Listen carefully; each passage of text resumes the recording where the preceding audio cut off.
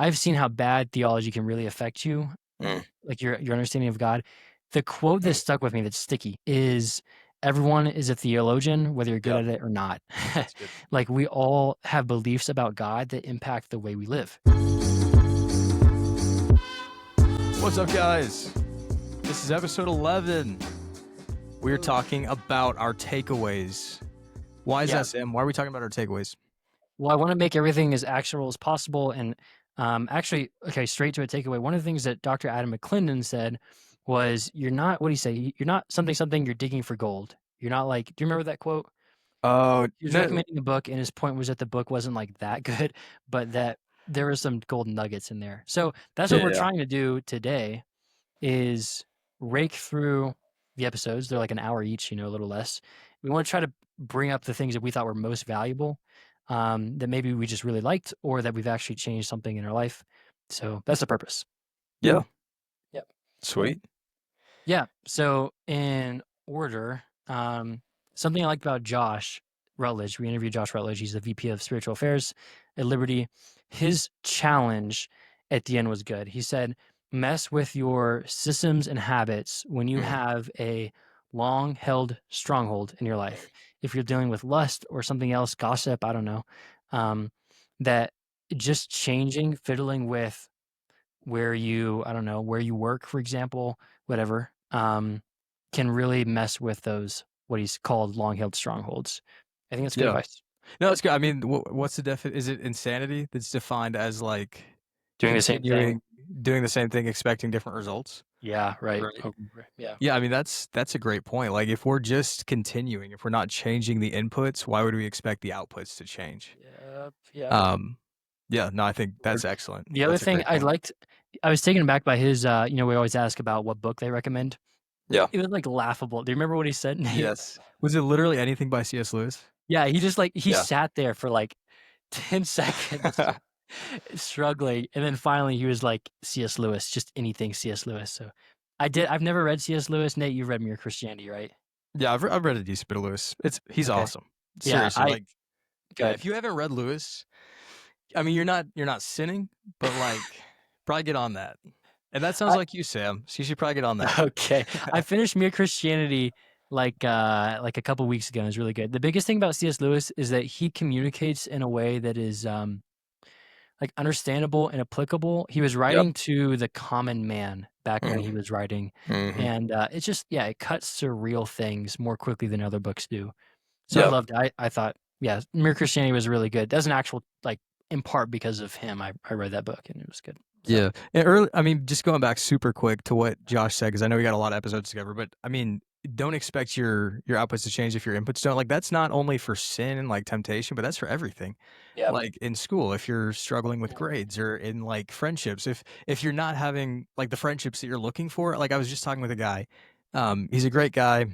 He goes to my church and he's struggling to find friends. And like I'm struggling to say something to him because I don't want to like hurt his feelings, but I mean this is a great comment for him as well. Like he's kind of sitting back and thinking, "Oh, I wish like the outcomes would change." But like, it's this whole idea of proactivity or reactivity. So often yeah, we want to be reactive and hope that the outputs change without changing the inputs, but really we have to be the ones to make that change. dude. So if you don't like an output, change the inputs, like do Yeah, something. let me give like an example of this practically. I wish this weren't the case. This is unfortunately a negative example for my life right now. That I'm on this trip and I'm hoping to have like greater. Like I texted you, Nate, and some other guys that I want like a fresh experience of the presence of God. That was like a prayer. Yeah. And realistically, I've had good experience when I'm here, but not like significantly better than what I would normally experience back in the US. And I'm real like I just this clicked in my morning time today. I'm not doing that much different than I normally do if I were sitting in Mhm. Kentucky. So I'm not changing the inputs Yeah. very much to expect a different output. So Yeah. I mean it's funny that you bring that up. That exact phrasing that came to mind this morning for me on that. So Okay. okay, next No, next that's episode. good. Dr. Adam McClendon. The Yep. title was How to Win the Spiritual Warfare Battle. And this one came out, he actually spoke. Sam and I were CGLs, which stands for Community Group Leader at Liberty. He spoke. It was one of the first times that I've heard someone take such a practical approach to spiritual warfare. So we wanted to have that conversation. I think one of the things that was most practical to me is like just understanding and I'll make this practical, understanding that spiritual warfare is so often fought in the physical. Well, it's Yep. fought in like the physical life of how we conduct ourselves. So like sleep, for example, was one of the biggest things he talked about, and the way that we're eating. Sleep and eating, I think, were the two things that hit me the Yep. most.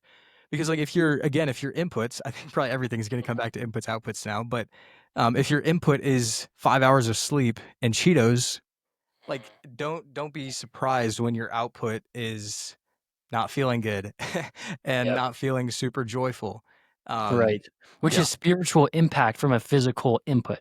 Like that's part of that's the good. point. Like Yeah. the spiritual warfare battle is impacted by the physical realm because as the spiritual. Yeah, it's good. The next one, episode 3, is Reagan Rose. How to be more productive with Reagan Rose. Yeah, he's good. The my favorite takeaway from the most like simple, doable one is that you can list out what he recommended for getting things done is listing out your top 3 priorities for the day and then circle the biggest one. Yeah. That's it basically. That's good. Um, I think, like, a lot of times, uh, honestly, like, when I hear these things, I think it's great, but, like, I don't always just have a piece of paper, and I could, like, I know it's easy, but just, like, making it even easier, removing that, even just doing a mental exercise. Like, sometimes I'll wake up and I'll be, like, walking around, and I know I have a lot of stuff, but I'll just say, "Okay, what are those 3 things?" Like, what are the I think he said, like, the 3 boulders? Was that it? that sounds right. Yeah. 3 boulders for my day, and it's like, okay, this. The main one is this. Like, these are the things I have to get done. And just thinking through that, having that perspective really simplifies your days. Yep. If you can write it down, do that. But that's just something that I found is like it's still effective, but Yep. like literally no barrier to entry. Agreed. Something else I liked about what he said is he talked about sleep.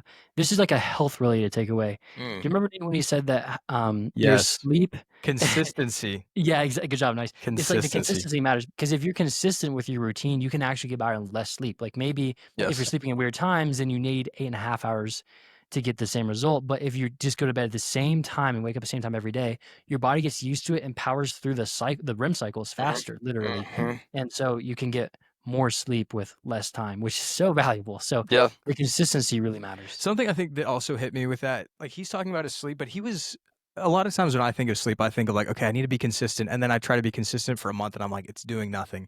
He was talking about this on a scale of like 2 years.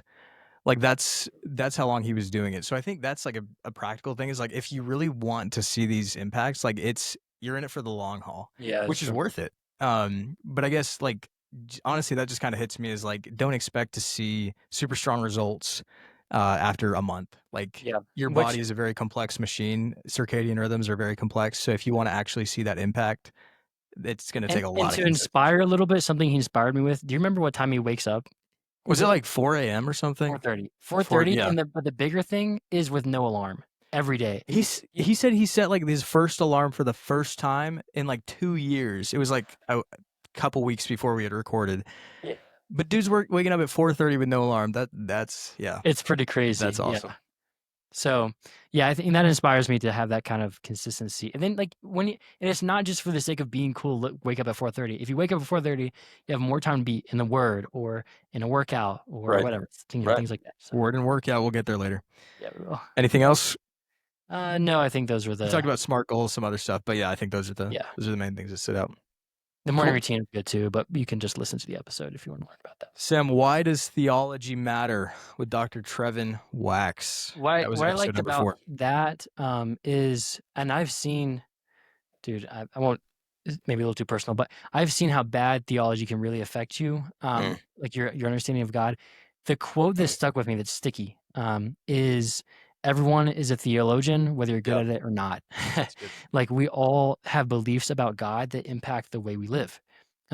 So yeah, that's it. Basically, you just need to be careful that here's my personal. He didn't say this, but this is my personal like challenge to people is identify when you're making a decision and your knowledge of God, your like understanding of how He works, is influencing your attitude, your decision. Because it's not true, maybe me eating eggs or not in the morning, it's probably not super affected by that. But like in decision making, especially, what we believe about God can really impact that. So, yeah, notice when you're making a decision that's impacted by your theology, and then challenge it to, is this really true? Like, just be Mm. careful basically about No, that. that's good. I think one of the things he said is that, like, I forget exactly the wording he used, but it was like orthodoxy should express itself in orthopraxy. Mm, Um, ortho, this is kind of nerdy, but like ortho is the prefix in Greek that means straight or like right. Um, doxy is like belief, praxy is like practice. So right belief should lead to right practice. I mean, that's a basic truth in Christianity, but I think it's one of the things in that a lot of people get wrong, and it's like we spend so much time debating things and like not loving people. mhm. Um, but like the if we really believe those things, it should be orthopraxy that should be As expressed a in our result of lives. it, So yeah. that's a basic thing, but Yeah, agreed. No, I think that like was apply a that in your Bible reading. If yeah, that's you're good. getting your orthopraxy, I mean, sorry, your orthodoxy, right? You're like learning more about God. Then challenge yourself when you're reading your Bible and in prayer. Am I really like orthopraxying this? Could you say Yeah, that? Or orthocardia was the other one, right? Like, is my yeah, heart right actually heart, right about this? yeah, Um, orthocardia. yeah, I think Um, that the practical takeaway on those three terms is to like challenge yourself. Do yeah. I have good orthodoxy, praxy, and cardia? Yeah. One more super quick thing that I think is important, Sam, just to like communicate a point that you were making earlier that like wrong beliefs can really like damage your belief about God. One of the biggest areas I've seen this is like when you're trying to find the will of God. A lot of people like Hmm. if you have wrong theology in that area and you think that God's will is like this super specific thing that you have to find, like that can shape this view of God as like this mean person that's trying to hide what he wants for you. But really, like God's will is not what somebody said to me the other day is God's will is not a tightrope where if you take a small step to the left, like you're gonna die. God has made His will clear to us, and like we can walk with Him. And I think that stems from a right view, and that's just an example of Hmm. right Yep. theology informing a healthy view of God. Yeah, it's a good example. The one other example is like if I'm a good Christian, then God will give me like good things, Mm, which that's is not true. necessarily true, right? Hmm. So yeah, that's one I've noticed that can be a problem. That's Okay, good. next one, Eddie Williams. How Our and why on most earth would he? jacked podcast guest. That was what we said to him. Yeah, Yeah. um, yeah. He. So my takeaway from that is so we talked a lot about health.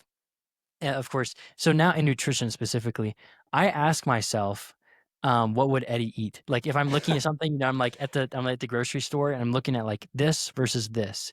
And I'm like, what would Eddie choose? And that's basically for me, it's a filter. You'd have to like watch the episode. Maybe that's a good idea. Nate, maybe they should go listen to the Mm, episode. What do you think maybe. about that?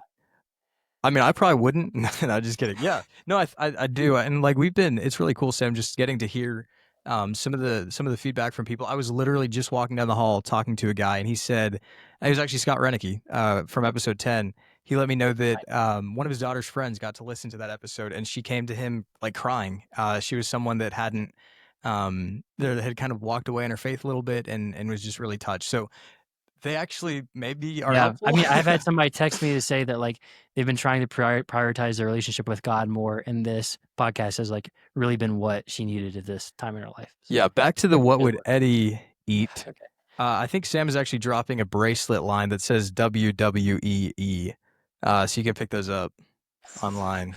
Just kidding. Okay, it's No, funny. I mean I mean that's basically in a lot of ways that's what we want to do is like when we bring these people on, we want to expose ourselves and those Uh-huh. listening to the wisdom of the people around us. So it's like, yeah, it's what would Eddie eat, but it's also like what would Trevin say about this? Mm, And obviously like, we're not saying these people like the Bible is the key source of wisdom, but like in God's providence, He's placed people in our lives that we can look yep. to for wisdom and see like, okay, what are the mistakes they made? How would they approach this? Um, what would Reagan Rose do in the morning when he's doing his morning schedule, right? He Right. talked a lot about morning routines. Yep. So that idea of like what would Eddie eat, it's kind of funny, but like no, it's true. We can look at people that we admire in these areas and ask Yep. ourselves like how would they approach that? So I think that's actually a Yeah. cool Quick point point there. about that. Nate said like we're showing you these different people. We're kind of I had a friend I was calling today. He's like, you're kind of all over the place with the people that you choose in a podcast, which is true. And that's part of what I think this is somewhere. We want to give you like a diet basically of different people. Cause like a lot of you might not be thinking about like my morning routine or like how to be at most productive at work. You might not be thinking about that. Maybe you're strong in theology, but you're less strong in like work or fitness or something like that. Or maybe you're like strong in that kind of thing, but you're not thinking about spiritual warfare. And so it's good for you to take a look at our second episode about spiritual warfare. So that's Yeah. part of what we hope to accomplish with this podcast. That's good. Anyway, Back enough about the that's body. enough of a pitch. I did it too, sorry. But back to Eddie Williams. One of the things, Sam, that you mentioned or the other day that I've heard before, but I think is a really good standard is when choosing what to eat is like try to make it as close to the way that God made it originally. That's a good way to know that our bodies were designed to digest certain nutrients, certain chemicals, whatever. I'm not a nutritionist, but Yeah, yeah, the the science behind that, like I think it's useful to learn more about the science, but that's like the main takeaway is something that God made. It's made the way God would intend to make it. The an easy way to of understanding that is that there's a difference between processed foods and ultra processed foods. Basically, if you can make something in your kitchen if you wanted to, it's probably okay. If you couldn't, even if you wanted to, like Lucky Charms, I couldn't make with a pot and pan in my kitchen, so it's probably a bad idea to eat that. I think yep. that's a way to filter it in your No, in that's your good. mind when you make a That's decision. good. Sam, Another thing, is that sorry. about Eddie. Can I one more thing about Eddie? Yeah. Nothing to do with health and fitness. This is actually one of my biggest takeaways from all the podcasts so far.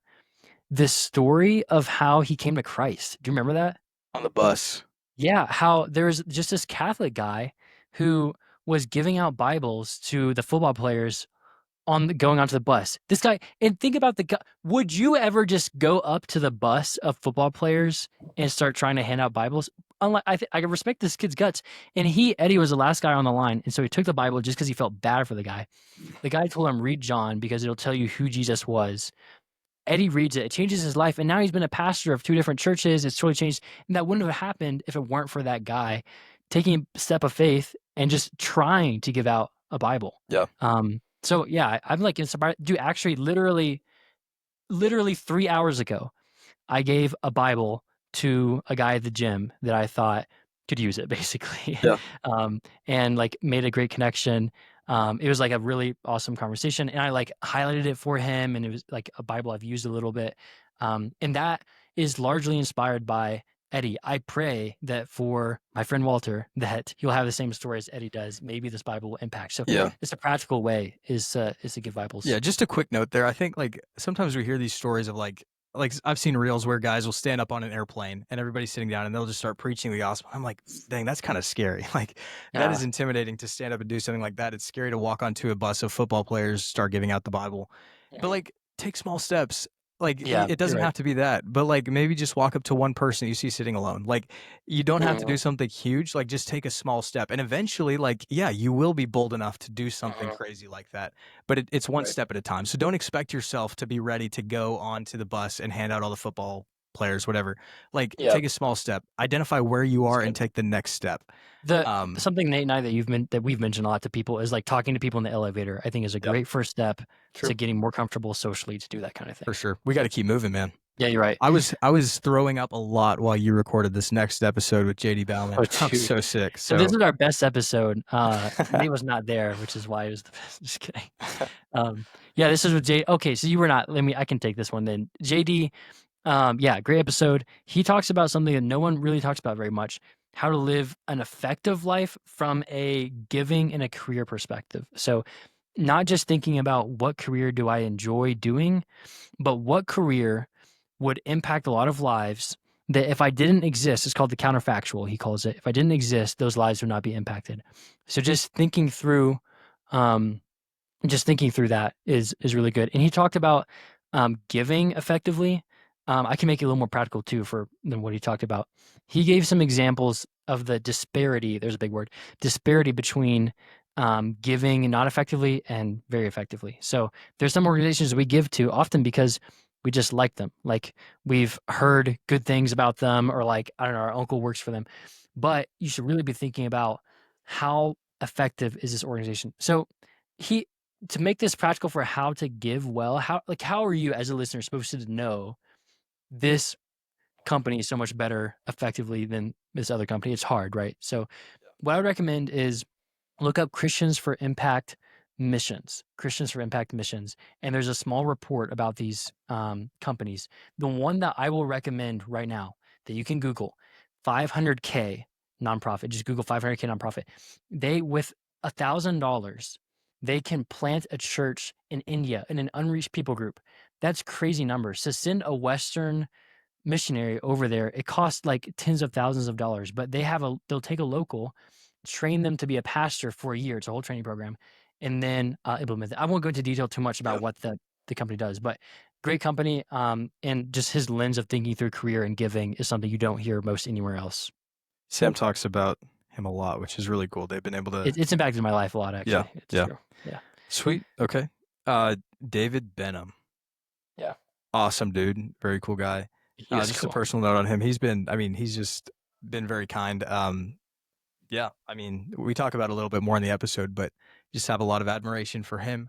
Yep. One of the things that people have talked to me the most probably about from the podcast is one of the things he talks about, which is word and workout. Basically, what he was challenging is that every day, two of the habits that he thinks are most critical. I think he would probably say the two most critical habits Yep. in your life would be every morning getting into the Word and having a workout. Yep. And that doesn't have to, you don't have to be going in the gym. You don't have to do anything super complicated, but like doing something physical, getting energy out, stretching yourself. But even before that, spending time in the Word. Yeah, that hit a lot Yeah. of people. He proposed doing that before you eat anything. I think like you should be Yeah, I think doing so. both of those before you eat. I feel like it's a little high bar, but maybe what I would say is like doing one of those before you eat is a pretty doable. Yeah, Yeah, he set solution. some high The other bars. thing, dude, a funny one was Yes. do you remember what his opinion on video games? He was like Basically, like it's a sin almost. Not he was like quite, not so quite. laughably against video games. Yeah, He said, I think the quote was like, "No girl is sitting around like waiting for a gamer." Like right. that was just cool. So he's pretty anti video games. I'm not like totally against video games, but if you are a big gamer, I'm not gonna lie. In all grace and love, there are normally better ways to spend your time. I think if you're doing it with people in community, that can be a fun way to hang out. Maybe if you're like far away from each other, but video games by yourself, in all love, your friend Sam, I I do other things. I think. Yeah, and I Yeah. mean, I think that's a place where you have to just ask yourself the question, like, is this really the best stewardship of my time? I mean, that's a hard question Right. to answer. Like different people have different hobbies. It's not a sin to play video games, nor does it say that in the Yeah. Bible.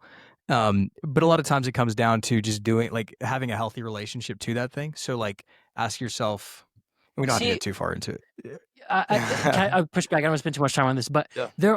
hobbies are not a bad thing. But like a hobby of tennis, you can it's physical exercise, it's accomplishing something else that's good. Versus the Yep. impact of video games on you is just training your mind to love dopamine instead of like focus and attention. So it's fun, it's a hobby, but like I think of all the hobbies in the world, there are a lot more like useful, helpful hobbies, healthy ones. I mean, I would say the same thing about like binge watching Netflix and stuff too, right? I'm not just against video games, but yeah, Yeah.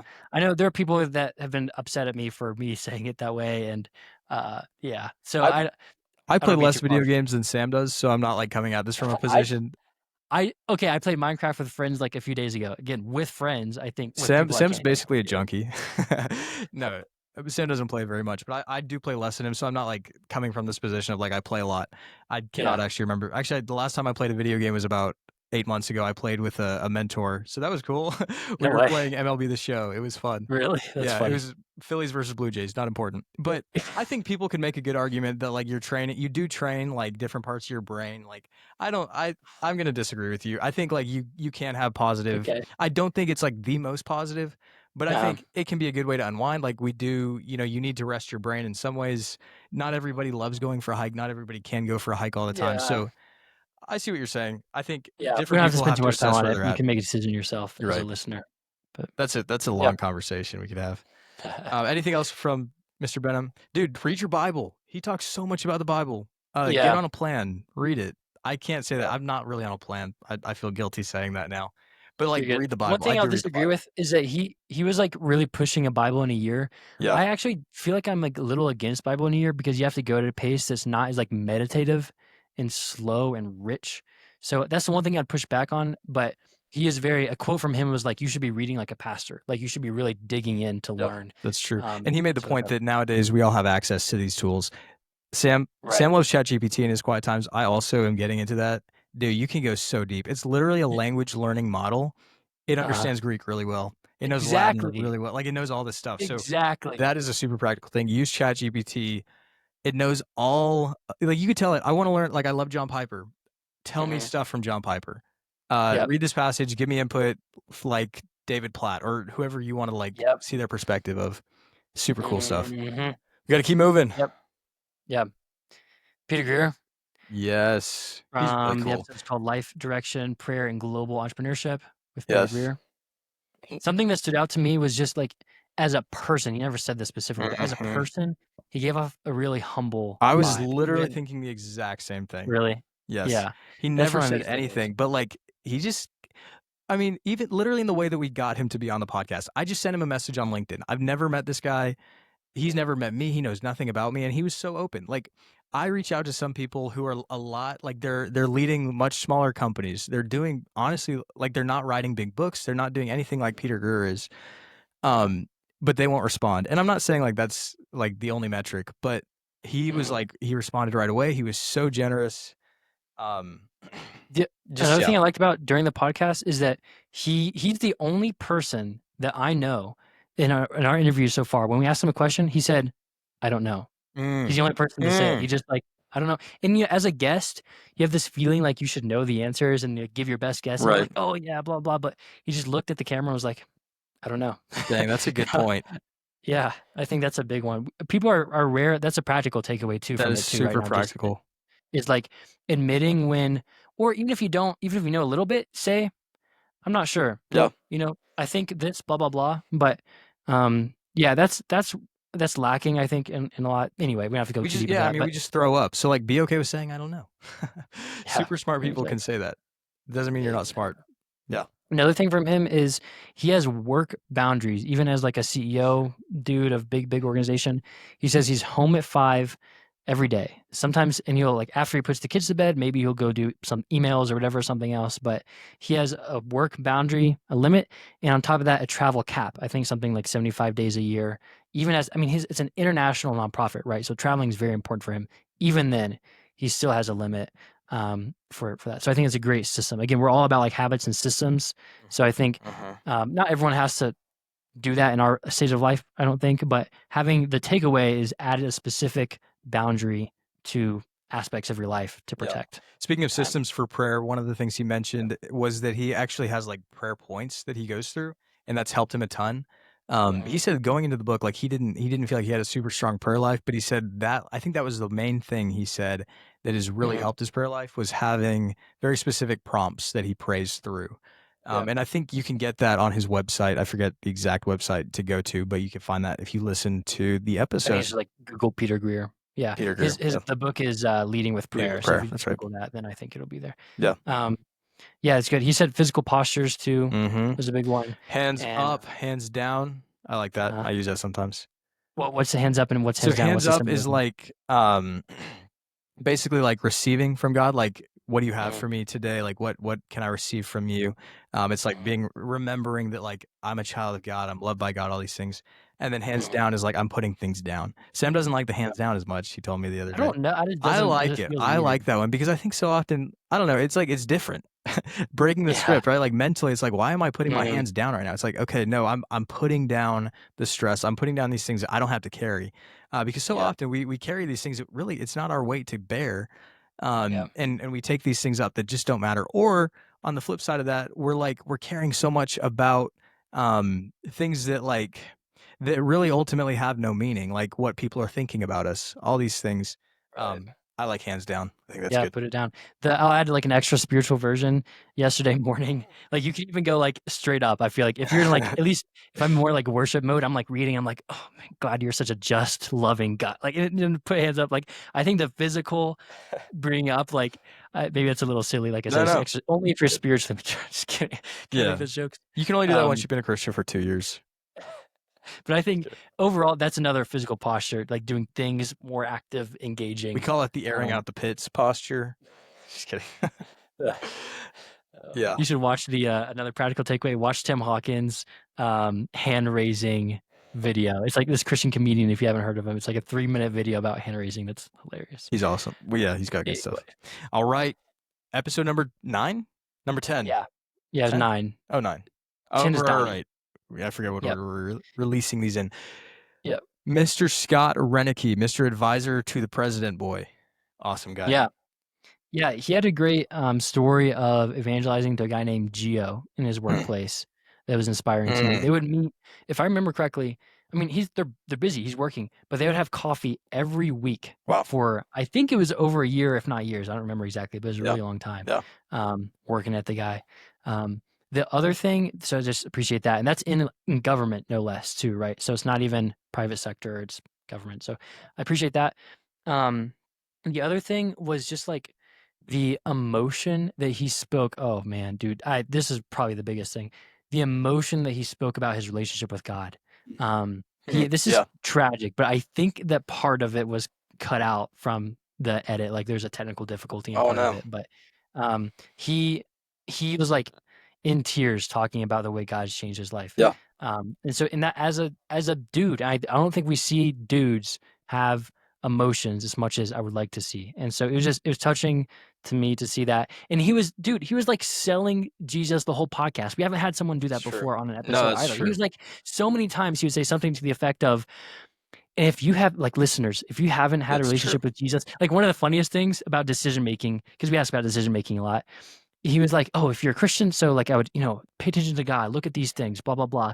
If you're not a Christian, then you're out of luck." He Yeah, said yeah, something yeah. like that, basically. Like you should Right. try having a relationship with Jesus. Basically, he was like pitching the whole time, and that wasn't even. It wasn't a question that we asked. It was just like always a direction that he took the question. Yeah, Mm. I was really inspired by that. Yeah, that's really cool, and that's one thing that another one of our friends, Reagan, has brought up a lot is like some people in his life that just like everything just comes back to Mhm, Jesus, and like, I want to be that mhm, person. I want to mhm. love Jesus in that way. Um, Yeah. Yeah, yeah. Ryan, a friend of mine, Ryan Tan, talks about the gravity, like, Mm. of your conversation.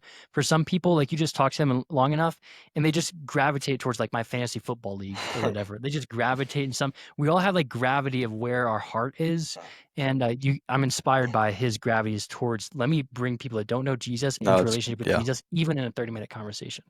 that's Yeah, good. that was a big one for me. Mm. Pray about that because that's like that's something that like I want. I want that more and more in my Right. life. But like at the end of the day, it says in John 15, like apart from Him, we can do nothing.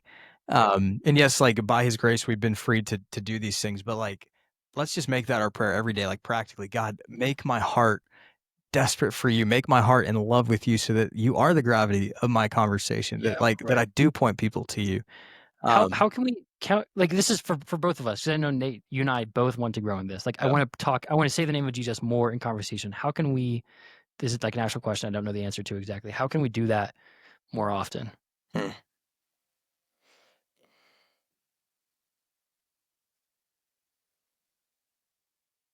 I mean, it says in the Bible, like, "Out of the abundance of the heart, the mouth speaks." And I know that Mhm. that's, like, really the basic answer, but I think that that is, like I mean, God's word is truth, so I think Yeah. we can stand on that, like, what are you filling your heart with?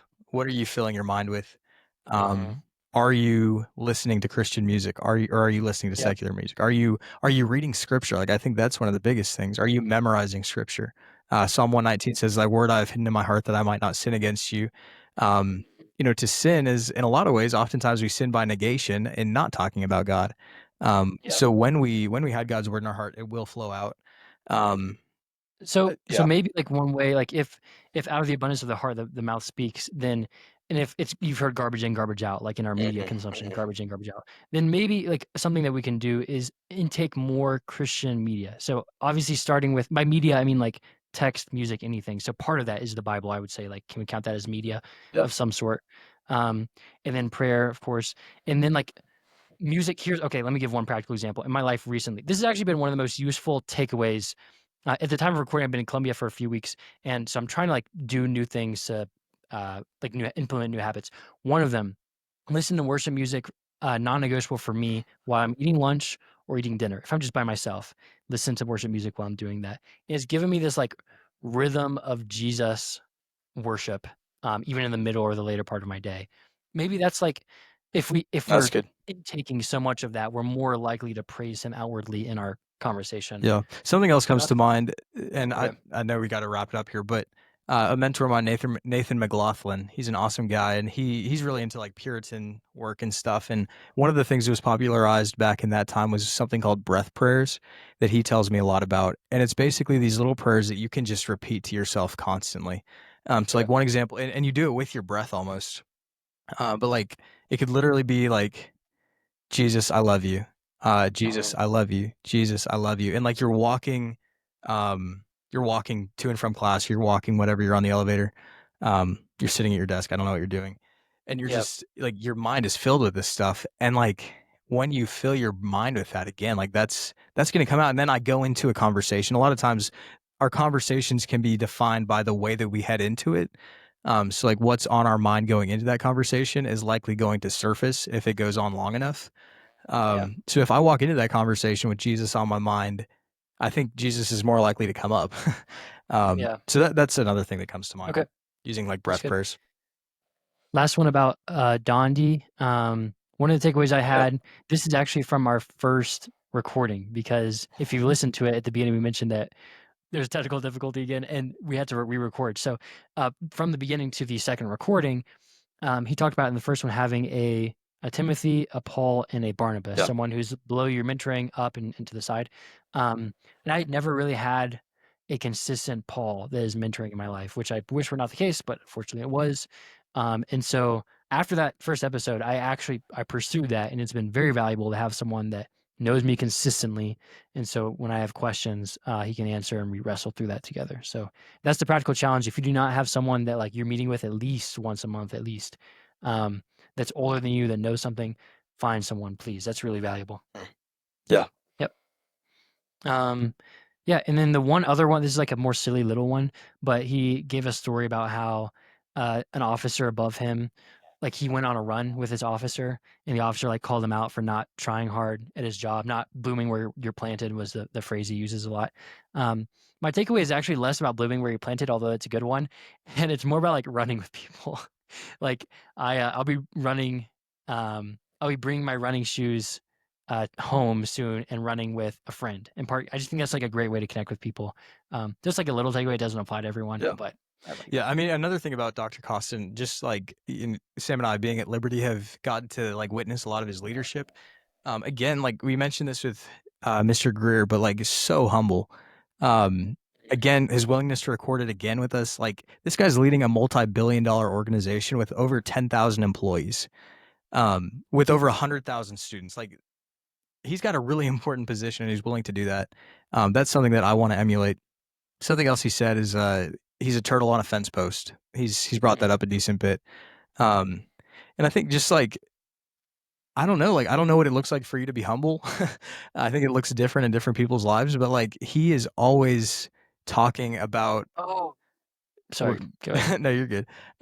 He's always finding ways to lift others up, to give credit to other people. One of the things I Can admire I most give about him is he asks so many questions. Go for it, Sam. like, an example of that is, we had a producer with us that day. He was Yes. behind the camera, and he, like, gave so much love and attention to the producer. When normally it's like, oh, it's like, the 3 of us meeting, and Dondi were, like, talking and stuff, and he, like, even during the episode, mentioned her a little bit. Mhm. Just, like, great attention to Mhm. her, and, yeah, like, that was very sweet, I think. I That's once a big in a takeaway. different setting, I was hanging out with it was actually David Benham, and he said, I asked him, like, what is humility? What does that look like for you? And he said it's noticing the small guy in the room. Not like physical Yeah, stature, but like it's noticing the smaller people, the people that aren't as like influential or aren't as popular or right, whatever. It's right. seeing them, it's highlighting them. Yeah. Obviously there's more to So if you see humility. Nate, maybe a humble way to act would be maybe Guys, just say say ask hi to him how he's me. doing. Like anything. He's just Anything. starving I'm for any kind of starving attention. for attention. Just kidding. Yeah. Okay, with that, thank you guys for listening so much. I hope that if any of those things piqued your interest, then you can go back and listen, or don't. Literally, it's so fine. Literally We hope don't. that you take Don't this listen. and apply it a Don't little do it. bit. Um, yeah. Love you guys. Yeah, thanks, guys.